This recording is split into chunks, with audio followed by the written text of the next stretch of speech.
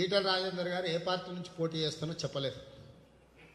గజ్వేల్ మాత్రమే పోటీ చేస్తా అని చెప్పిండు కాబట్టి చూద్దాం ముందుకెళ్ళిన తర్వాత వారేం ప్రకటిస్తారో దానికి సంబంధించి పార్టీ ఏ నిర్ణయం తీసుకుంటారో చూద్దాం.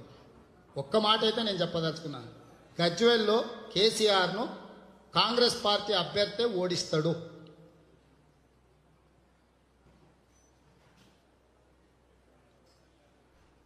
కాంగ్రెస్ పార్టీ అభ్యర్థి గజ్వేల్లో కేసీఆర్ను ఓడిస్తాడు.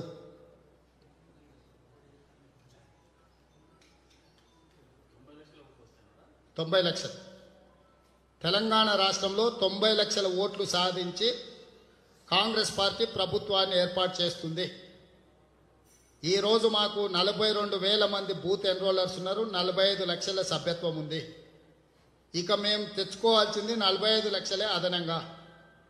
ఈరోజు మా సభ్యులు ఒక్కరు ఇంకొక ఓటు వేపిస్తే అదనంగా 90 లక్షల ఓట్లు వస్తాయి. 90 లక్షల ఓట్లు సాధించడం ద్వారా తెలంగాణ రాష్ట్రంలో సోనియమ్మ రాజ్యం ఏర్పడుతుంది. దానికి 42,000 మంది బూత్ ఎన్రోలర్స్ సైనికులుగా ఈ విజయాన్ని సాధిస్తారు. మా సారథులు, మా రథసారథులు, మా బ్రాండ్ అంబాసిడర్లు, మా 42,000 మంది బూత్ ఎన్రోలర్స్, వాళ్ళే మా ప్రశాంత్ కిషోర్లు, వాళ్ళే మా పీకేలు, వాళ్ళే మా ఏకేలు, వాళ్ళే మా తుపాకీ తూటాలు. వాటికి బాధ్యత వహించే వాళ్ళు. హాయ్ ఫ్రెండ్స్, మా టుడే టుమారో యూట్యూబ్ ఛానల్ చూస్తున్నందుకు చాలా థ్యాంక్స్.